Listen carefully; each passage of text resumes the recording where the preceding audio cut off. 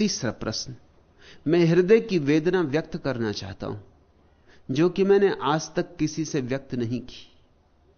मेरे मन की हालत खंड खंड हो गई है।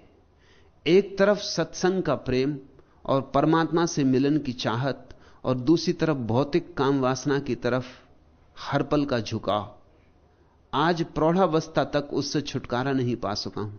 समझ आती है तो अधूरी रहती है, और स्त्री शरीर के अनेक अनुभवों के बावजूद भी और ज्यादा वृत्ति तंग करती है। सब अच्छी कही हुई बातें और सिखावने बाहर ही रह जाती। मैं वहीं का वहीं, सब भूलकर लोलुप हो जाता हूं। वासना मन को घेरे रहती है, स्वप्न में भी वही चलता है। किस क्रिया से मैं छुटकारा या समता पा सकूं, वह रास्ता दिखाएं, कृपा करें। राधा रमन, अभी मैंने जो कहा उस पर विचार करना। क्यों छुटकारा चाहते हो? किसने तुमसे कहा कि छुटकारा चाहो?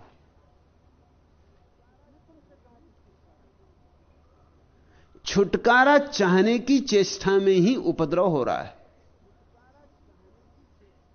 वासना को अंगीकार करो, प्रकृति से मिली है, तुमने कुछ बनाई नहीं। अगर कोई कसूरवार होगा कभी तो परमात्मा कसूरवार होगा, तुम कसूरवार नहीं। इतना मैं तुम्हें आश्वासन देता हूं कि परमात्मा तुमसे यह नहीं पूछेगा कि तुम काम वासना में क्यों जिए, और पूछे तो उसका कॉलर पकड़ के हिला देना और कहना कि दी थी तुमने, मेरा क्या कसूर था, ना बनाते। नहीं, परमात्मा ने कभी किसी से पूछा नहीं, कैसे पूछेगा? तुम अपनी तस्वीर में लाल रंग भरो और फिर तस्वीर पर नाराज हो जाओ कि इसमें लाल रंग क्यों है, तो लोग तुम्हें पागल कहेंगे। तुम्ही ने लाल रंग भरा। अगर कोई कसूरवार है तो परमात्मा कसूरवार होगा, तुम तो कसूरवार नहीं हो। मैं तुम्हें मुक्त करता हूं तुम्हारे कसूर से। तुम ये पाप का भाव छोड़ो। और मजा ये, और विरोधाभास भी, अगर पाप का तुम भाव छोड़ दो वासना के प्रति, तो कभी के मुक्त हो गए होते, प्रौढ़ावस्था तक रुकना ना पड़ता। मेरे देखे वैज्ञानिक हिसाब से 14 वर्ष की उम्र में काम वासना शुरू होती, पकती, और 42 वर्ष की उम्र में अपने आप समाप्त हो जाए, अगर व्यक्ति स्वीकार करके शांति से आनंद पूर्वक जिए, अपने आप समाप्त हो जाए। हर 7 वर्ष में परिवर्तन होते। पहले 7 वर्ष में वासना बिल्कुल ही छिपी होती। 7 वर्ष से 14 वर्ष की उम्र में हल्की हल्की झलकें आनी शुरू होती। समझ में नहीं पड़ता बच्चे की कि क्या हो रहा है, लेकिन हल्की हल्की झलकें आनी शुरू होती, उसमें उत्सुकता जगने लगती। 14 वर्ष में, 14 वर्ष की उम्र तक वासना पक जाती, प्रकट होने को तैयार हो जाती। मगर हमने जो व्यवस्था बनाई है वो बड़ी बेहूदी अवैज्ञानिक है। जब बच्चा काम वासना से तैयार हो जाता 14 साल का, तब हम उसे दमन शुरू करवाते।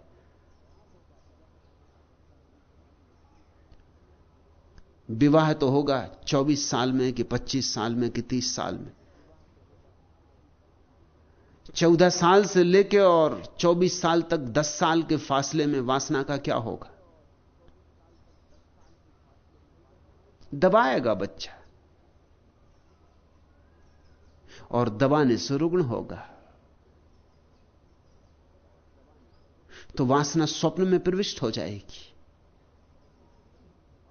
या कोई विकृत प्रक्रिया पकड़ लेगा वासना को प्रकट करने की।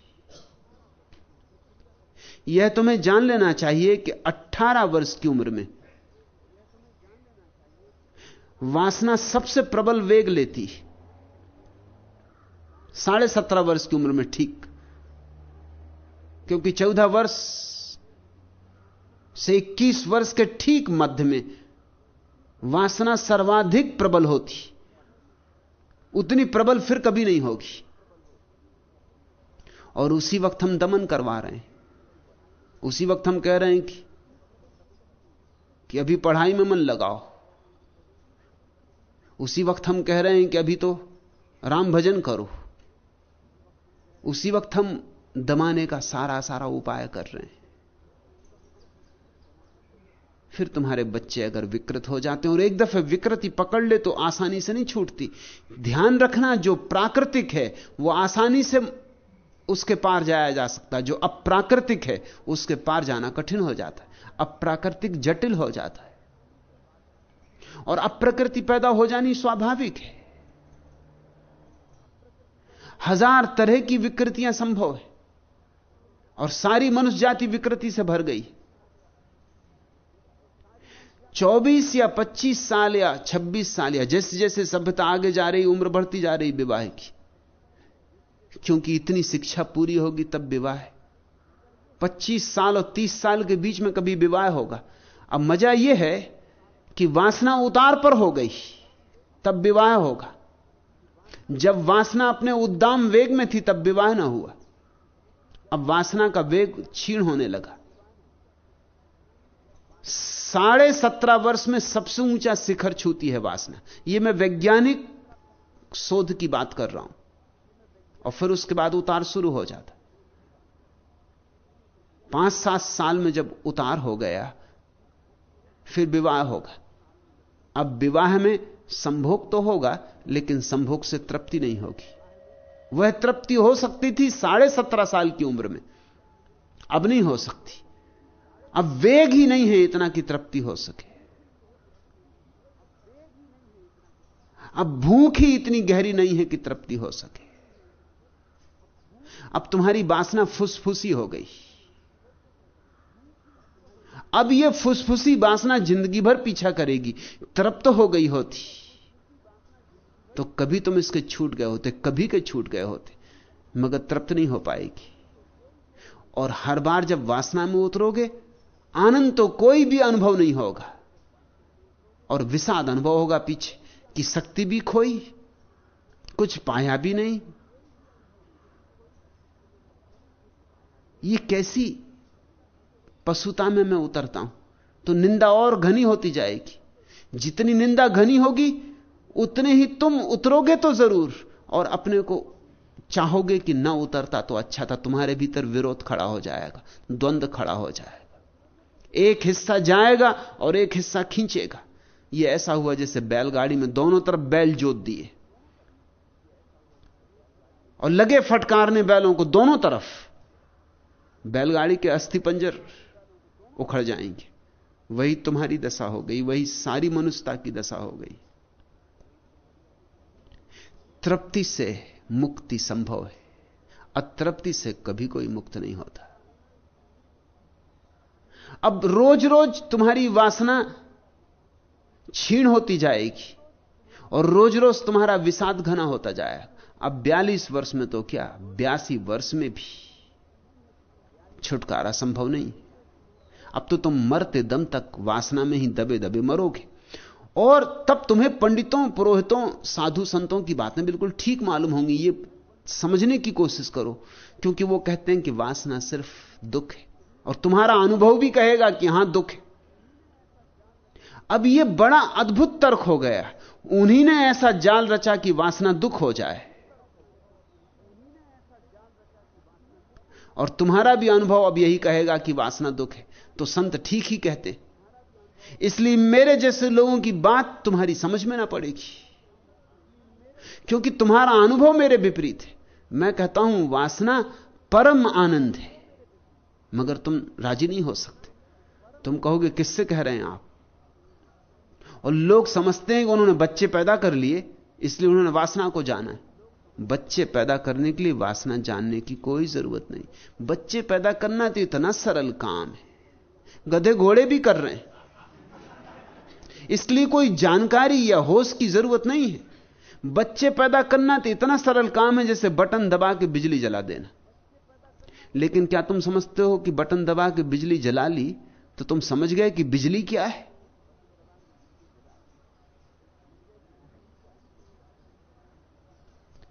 बिजली क्या है यह तुम नहीं समझ जाओगे बटन दबाने से।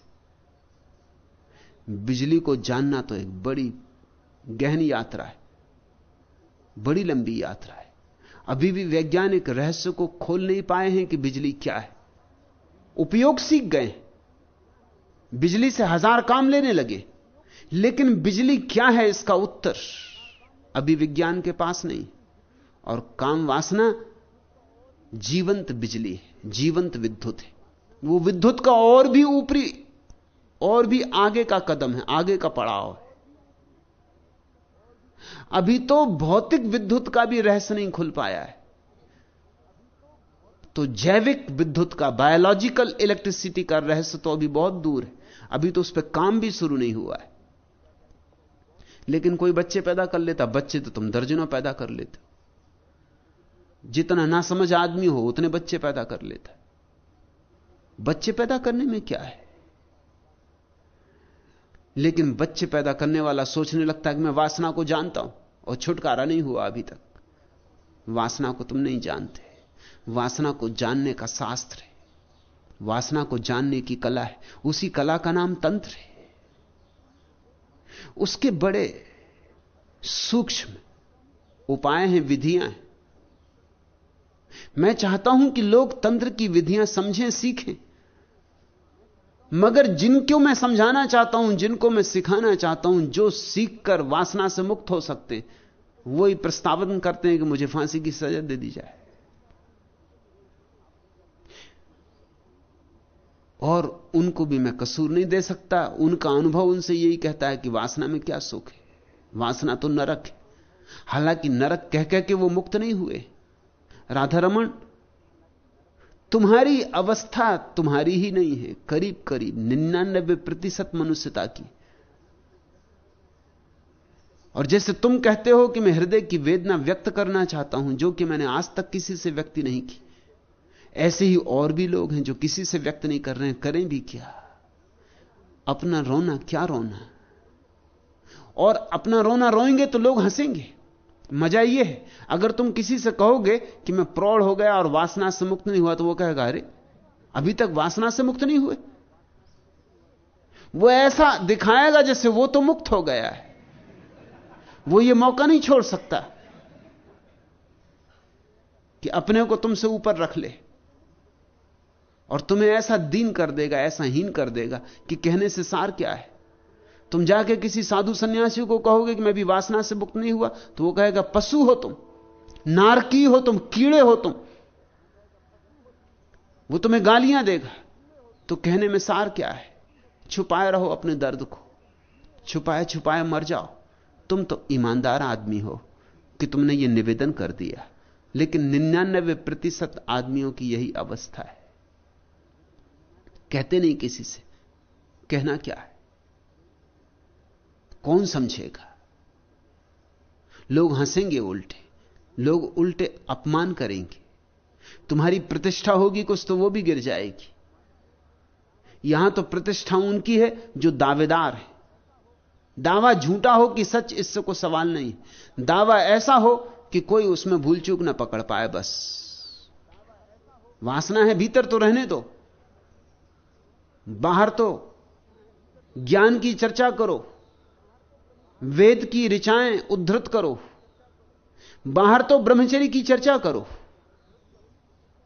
मैं तुम्हारे साधु सन्यासियों को जानता हूं, क्योंकि वो भी जब मेरे पास आते हैं तो उनकी भी पीड़ा यही है। तुम ये मत सोचना कि तुम ग्रस्त हो इसलिए तुम्हारी पीड़ा नहीं मिटी। तुम्हारे साधु सन्यासियों की पीड़ा तुमसे भी ज्यादा है, क्योंकि तुम्हें तो कुछ सुविधा थी, मिट भी जाती। उन्हें तो वह भी सुविधा नहीं है। वे तो बिल्कुल जले जा रहे हैं, आग से भरे।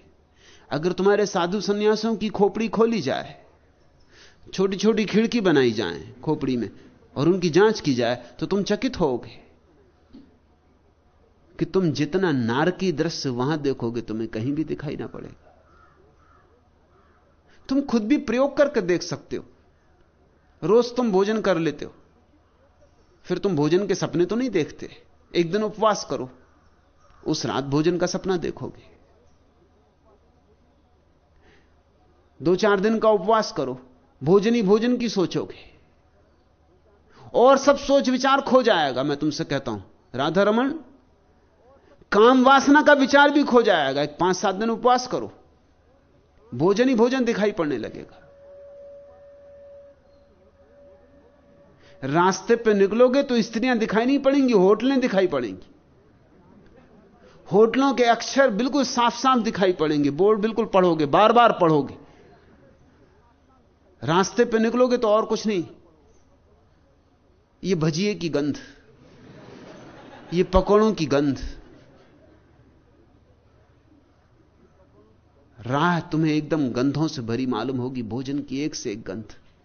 इसी रास्ते से जिंदगी भर गुजरे थे, ये गंधें तुम्हें कभी मालूम ना पड़ी थी, क्योंकि पेट भरा था, तृप्त थे तुम।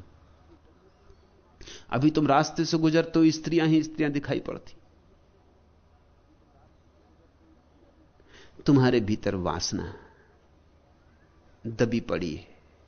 तुमने अच्छा किया कि कहा, निवेदन किया, रास्ता बन सकता है, लेकिन रास्ते को बनाने के लिए कुछ बड़ी महत्वपूर्ण बातें समझनी होगी। तुमने कहा मेरे मन की हालत खंड खंड हो गई, तुमने की है हालत खंड खंड, हो नहीं गई। तुम जिम्मेवार हो, दोष किसी और पर डाला नहीं जा सकता, अंततः तो जिम्मेवारी अपनी। पंडित पुरोहितों को भी दोष टालने से कोई प्रयोजन नहीं, क्योंकि उनकी तुमने मानी, ये तो जिम्मेवारी तुम्हारी। न मानते, मैंने नहीं मानी, मेरे पास अनंत सन्यासी इकट्ठे हो रहे हैं, इन्होंने नहीं मानी, तुम भी ना मानते, लेकिन अभी भी तुम उनकी ही मान रहे हो। यह प्रश्न भी उनकी ही मान्यता से पैदा हुआ है, यह अड़चन भी उन्होंने दी, यह प्रश्न भी उसी से पैदा हुआ है। तुम कह रहे हो एक तरफ सत्संग का प्रेम और परमात्मा से मिलन की चाहत, और दूसरी तरफ भौतिक काम वासना की तरफ हल पल झुकाव। ये दोनों अलग बातें नहीं हैं। जिन्होंने तुमसे कहा अलग हैं, उन्होंने तुम्हें गलत समझाया। ये दोनों बिल्कुल एक सी बातें हैं। जिस चाहत से तुमने किसी स्त्री को चाहा है, वही चाहत तो नए पंख लगा के परमात्मा को चाहेगी, विपरीत नहीं। जिस वासना के कारण तुम्हें किसी स्त्री के चेहरे में सौंदर्य दिखाई पड़ा था, उसी के कारण तो तुम्हें किसी कमल में सौंदर्य दिखाई पड़ेगा। चाहत तो वही है। उसी के कारण तो तुम्हें सूर्यास्त में सौंदर्य दिखाई पड़ेगा, रात तारों में सौंदर्य दिखाई पड़ेगा, वही चाहत है। और उसी चाहत से एक दिन तुम्हें यह सारा जगत सौंदर्य से भरपूर मालूम पड़ेगा, तब परमात्मा का अनुभव शुरू होगा। लेकिन तुम कह रहे हो एक तरफ परमात्मा की चाहत और दूसरी तरफ काम वासना की तरफ झुकाव। तुमने इनको विपरीत मान रखा है, वहीं तुम्हारी भूल हो रही, वहीं मूल भूल हो रही। और जब मूल भूल हो जाए तो फिर तुम जो भी करोगे वो गलत हो जाएगा। पहला कदम ही गलत पड़ गया। ये दोनों बातें विपरीत नहीं हैं, ये दोनों बातें अलग अलग दिशाओं में नहीं है, ये एक ही रास्ते के पड़ाव हैं। काम पहला पड़ाव है, प्रेम दूसरा पड़ाव है, प्रार्थना तीसरा पड़ाव। एक ही रास्ते पर। यही मेरी मौलिक देन है तुम्हारे लिए। ये एक ही रास्ते के पड़ाव है, इसलिए जरा भी चिंता ना लो। खंड खंड तुम अपने आप हुए जा रहे हो अपनी व्याख्या के कारण। मेरी व्याख्या समझो, खंड समाप्त हो गए, इसी क्षण समाप्त हो गए। खंडों को जोड़ना नहीं पड़ेगा, सिर्फ तोड़ना बंद हो गया। वही तो सौंदर्य को चाहता है जो परमात्मा को चाहेगा। वही चाहत, वही प्रेम। माना कि स्त्री में बड़ा स्थूल सौंदर्य है, पुरुष में बड़ा स्थूल सौंदर्य है, और परमात्मा में एक सूक्ष्म सौंदर्य है, सूक्ष्माति सूक्ष्म। लेकिन सौंदर्य तो सौंदर्य है। हीरा जब पहली दफा खोजा जाता है खदान से तो पत्थर जैसा लगता है, सिर्फ जौहरी देख पाते। और मैं तुमसे कहता हूं कि जिसे तुम कामवासना कह रहे हो वो हीरा है। मैं जौहरी की तरह तुमसे कह रहा हूं कि वह हीरा है। उसे काटना होगा, निखारना होगा, उसे साफ सुथरा करना होगा, तब कहीं तुम पहचान पाओगे कि यह हीरा है। तुम्हें पता है जब पहली दफा कोहनूर हीरा मिला तो जिस आदमी को मिला उसके घर महीनों बच्चे उससे खेलते रहे, क्योंकि समझा कि पत्थर है, कोहिनूर हीरा। और कोहिनूर हीरे के साथ बड़ी प्यारी कहानी जुड़ी। गोलकुंडा में मिला था। जिस आदमी को मिला था वो एक गरीब किसान था। छोटा सा एक खेत था और खेत में से बहती हुई एक छोटा सा झरना था। उस झरने की रेत में ही उसे एक दिन यह पत्थर चमकता हुआ मिल गया। सोचा, उठा लिया कि बच्चे खेलेंगे, आके बच्चों को दे दिया। बच्चे उससे खेलते भी रहे। वो घर में कभी इस कोने कभी उस कोने पड़ा रहा। कोहिनूर हीरा, जो अब इंग्लैंड की रानी एलिजाबेथ के मुकुट में लगा है और जो इस समय दुनिया का सबसे बहुमूल्य हीरा है, जिस कोहिनूर के पीछे न मालूम कितने लोगों की जानें गई, उससे बच्चे खेलते रहे, किसी को पता ही ना था। और कहानी अद्भुत है कि उस किसान के घर एक रात एक यात्री फकीर मेहमान हुआ। उस फकीर ने जमानों की बातें की, दूर दूर की, क्योंकि सारी दुनिया घूमा हुआ था। और उसने उस किसान से कहा कि तू भी यहां क्यों समय खराब कर रहा है, मिट्टी में क्यों सिर फोड़ रहा है? ऐसी जगह हैं जहां सोने की खदानें हैं, हीरों की खदानें हैं। मैं तुझे पता दे देता हूं, तू जा, इतनी मेहनत से तो तू अरबपति हो जाए। तो उसने अपना खेत बेच दिया। जिस खेत में कोहिनूर मिला था उसने बेच दिया, और उसी खेत में फिर खदान मिली सबसे बड़ी गोलकुंडा की, जिससे दुनिया के सबसे कीमती हीरे निकले। वो उसने ऐसा 2 कौड़ी में बेच दिया, खेत की कीमत में बेच दिया। और खेत को बेच के निकल पड़ा तलाश में। अपने पत्नी बच्चों को कहा कि तुम रुको, मैं जाता हूं धन की तलाश में। कोई 4-5 साल बाद भिखमंगे की हालत में वापस लौटा।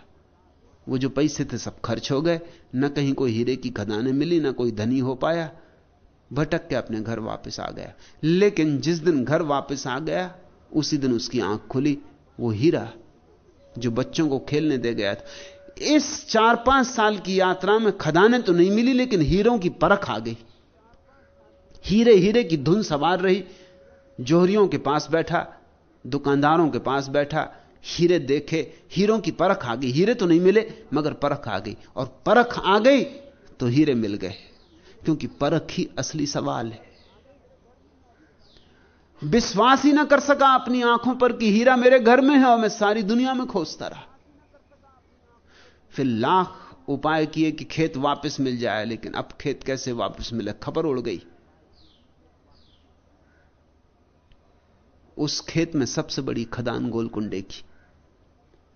निजाम हैदराबाद के सम्राट के पास जितने हीरे थे वो सब उसी खदान के हीरे थे। काफी हीरे थे, अभी भी हैं। जब निजाम हैदराबाद अपनी पूरी शान में थे तो उनके पास इतने हीरे थे कि हर वर्ष उन हीरों को धूप देने के लिए 7 छतों पर फैलाना पड़ता था, सिर्फ धूप देने के लिए। फावड़ों से निकालना पड़ता था और फावड़ों से ही वापस कमरों में बंद करना पड़ता था, जैसे हीरे ना हो, कंकड़ पत्थर हो। ये उसी गरीब किसान के खेत में सारे हीरे मिले।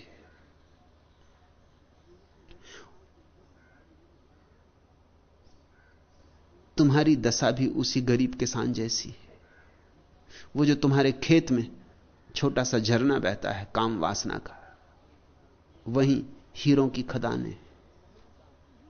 परख चाहिए। पहली बात स्मरण रखो, काम वासना परमात्मा की ही तलाश है, और इसलिए काम वासना में तुम सदा पाओगे कुछ कमी रह गई, कुछ कमी रह गई, क्योंकि तलाश परमात्मा की है। देह से कैसे राजी होगे? अदेही प्रेम चाहिए, अदेही सौंदर्य चाहिए, मगर देह की सीढ़ी बनानी होगी। तुम कहते हो एक तरफ सत्संग का प्रेम और परमात्मा से मिलन की चाहत, और दूसरी तरफ भौतिक काम वासना की तरफ हल पल झुकाओ। इनको 2 तरफ मत रखो, इन्हें एक साथ रखो। ये एक ही यात्रा के पड़ाव है। आज प्रौढ़ावस्था तक उससे छुटकारा नहीं पा सका हूं। इसी गलत विवेचन के कारण छुटकारा नहीं मिला। जरा सा गलत विवेचन हो जाए, इंच भर की गलत भूल हो जाए कि हजारों मील का फासला हो जाता है सत्य से। लेकिन तुम सोच रहे होगे कि छुटकारा इसलिए नहीं मिला कि मैंने पूरी कोशिश नहीं की। छुटकारा इसलिए नहीं मिला कि तुमने पूरी कोशिश की। तुमने खूब लड़ाई की अपने से, मगर लड़ाई से छुटकारा नहीं मिलता। बोध से, ध्यान से छुटकारा मिलता है। और छुटकारा शब्द ठीक शब्द नहीं है, क्योंकि छुटकारे में यह भाव है ही कहीं कि गलत है। छुटकारा ना कहो, अतिक्रमण कहो, पार जाना कहो। समझ आती है तो अधूरी रहती, वह समझ नहीं, शास्त्रीय समझ, अनुभवगत नहीं। और स्त्री के शरीर के अनेक अनुभवों के बावजूद भी वृत्ति और ज्यादा तंग करती। स्त्रियों के शरीर के अनुभव से पुरुष मुक्त होता है, पुरुष के शरीर के अनुभव से स्त्री मुक्त होती। सभी अनुभव मुक्तिदायी, मगर अनुभव पूरा नहीं हो पाता, क्योंकि तुम भीतर लड़ रहे हो। तुम जब स्त्री को आलिंगन भी कर रहे हो तब भी तुम सोच रहे हो कि अरे पापी, ये क्या कर रहा है, अरे नारकी, ये क्या कर रहा है, सड़ेगा नरक में। वो तुम्हारे संत भीतर से उपदेश दे रहे हैं, वो बीच में खड़े, वो डंडा लिए बीच में ही खड़े रहते, वो तुम्हें मिलने नहीं देते। तुम भीतर निंदा कर रहे हो, कोस रहे हो अपने को। ऐसे कहीं समझ पैदा होगी? अधूरी अधूरी होगी। और अधूरी समझ समझ नहीं है। समझ या तो पूरी होती है या नहीं होती, या तो ना समझ या समझ। इन दोनों के बीच में कोई पड़ाव नहीं है। तुम समझ को बांट नहीं सकते। तुम ये नहीं कह सकते कि अभी आधी समझ। आधी समझ का क्या मतलब होगा? समझ काटी नहीं जा सकती खंडों में, समझ अखंड है। लेकिन मैं जानता हूं तुम्हारी अड़चन क्या है, क्योंकि वही तो अड़चन सारी मनुष्यता की है। जब स्त्री के पास होते हो तब तुम्हारे सारे संत महंत भीतर स्त्री के विपरीत बोलने लगते हैं कि स्त्री नरक का द्वार है। ढोल गमार शूद्र पशु नारी, ये सब ताड़न के अधिकारी बोलने लगे तुम्हारे सारे संत महंत। और जब स्त्री से दूर होते हो तब तड़फती है तुम्हारी वासना, तुम्हारी दुविधा। मैं जानता हूं, ना घर के ना घाट के। घाट पे होते हो तब घर की याद आती, जब घर होते हो तब घाट की याद आती। धोबी के गधे जैसी तुम्हारी अवस्था हो गई। और ये ऐसा है, जो चीज मिल जाती है उसमें पूरा रस नहीं ले पाते, और जो नहीं मिलती वो मिलनी चाहिए इसकी वासना सताती। जब अभाव रहता है तब मांग, और जब मिलती है कोई चीज तब उसे पूरा जी नहीं पाते। इसलिए सब बटा बटा रह गया है। सब अच्छी कही हुई बातें और सिखावने बाहर ही रह ही जाएंगी, क्योंकि अच्छी बातें अगर बाहर से आती हैं तो बाहर ही रह जाएंगी। सिखावने अगर औरों की हैं तो उधार हैं, बाहर ही रह जाएंगी। असली बात तो भीतर से आती है, जन्मती है भीतर। तुम्हारी बातें अच्छी तुम्हारी नहीं, किन्हीं औरों की। तुमने उनको गोद ले लिया है, जैसे गोद ले लेते ना लोग। अब किसी ने किसी का बच्चा गोद ले लिया, गोद लेके वो मां हो गई, गोद लेके तुम पिता हो गए।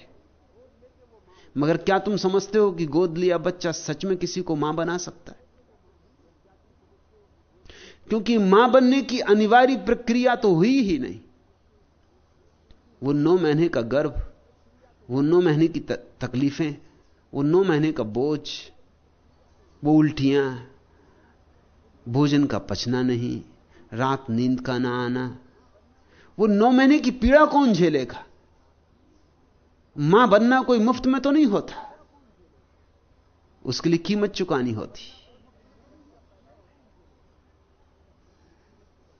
और जिस दिन बच्चा पैदा होता है उस दिन की पीड़ा, असह पीड़ा। गोद लेके तो तुमने बड़ी होशियारी कर ली, सब झंझट से ही बच गए। लेकिन ध्यान रखना, जिस दिन बच्चा पैदा होता है उसके पैदा होने में ही दूसरी तरफ मां पैदा होती, बच्चा अकेले ही पैदा नहीं होता।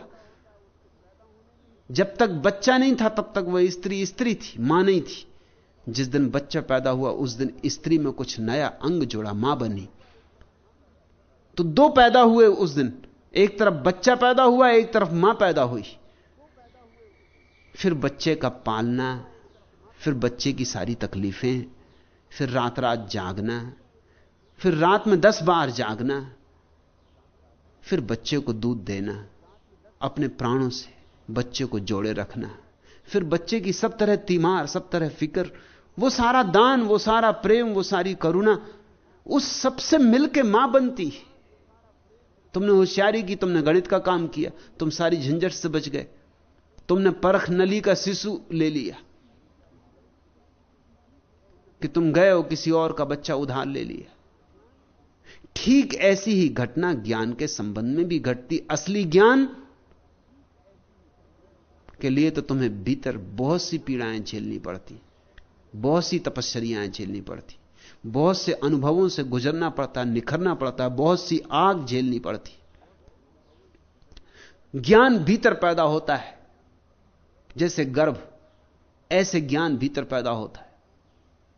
ऐसा ज्ञान मुक्त करता है। ऐसे ज्ञान से तुम सच में ज्ञानी होते हो। एक तरफ ज्ञान जन्मता है, दूसरी तरफ ज्ञानी जन्मता है। लेकिन तुमने उधार ले लिया है ज्ञान। अच्छी सिखावने कहां से लाए हो? किताबों में पढ़ ली।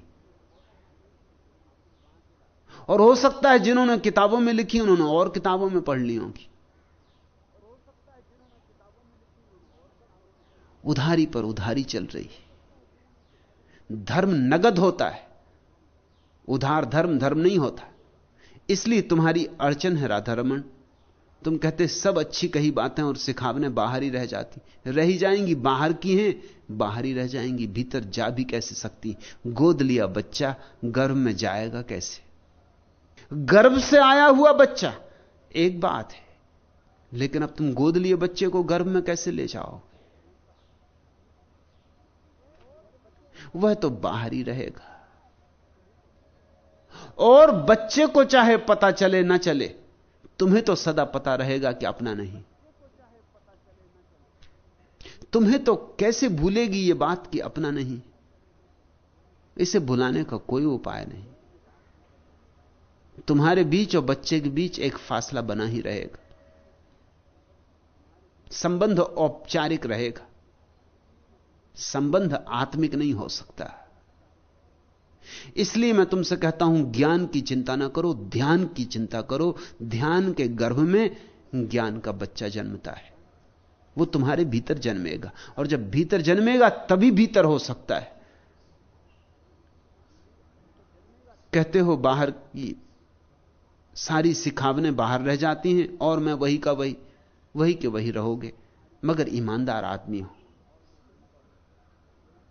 सच्ची बात कह रहे हो। लोग कहते ही नहीं ये बात, और सच्ची बात कही है तो रास्ता खुल जाएगा। अब कुछ हो सकता है। बाहर की बातें बाहर ही रहेंगी, तुम वही के वही रहोगे। तुम्हारे भीतर क्रांति तो तब पैदा होगी जब भीतर का दिया जलेगा। मैं तुमसे कहता हूं, भीतर का दिया जल सकता है, कोई कारण नहीं है। बुद्ध का जला, महावीर का जला, यारी का जला, तुम्हारा जल सकता है। हर एक व्यक्ति भीतर के दिए को लेकर पैदा हुआ है, लेकिन जलाने की प्रक्रियाएं सीखनी होंगी, सत्संग करना होगा, साहस करना होगा, किसी जीवंत बुद्ध के साथ चलने का, संन्यस्त होना होगा, शिष्य बनना होगा। और ध्यान रखना, असली गुरु ज्ञान नहीं सिखाता, असली गुरु ध्यान सिखाता है, और ज्ञान तुम्हारे भीतर पैदा होता है। नकली गुरु ज्ञान सिखाता है, और तब सब बातें बाहर की बाहर रह जाती। मैं वही का वही, तुम कहते, सब भूलकर लोलुप हो जाता हूं। वासना मन को घेरे रहती, स्वप्न में भी वही चलता है। किस क्रिया से छुटकारा या समता पा सकूं? छुटकारा तो नहीं, छुटकारे की तो भाषा छोड़ दो। अतिक्रमण। समता भी नहीं, अतिक्रमण। क्योंकि समता भी मुर्दा मुर्दा होगी।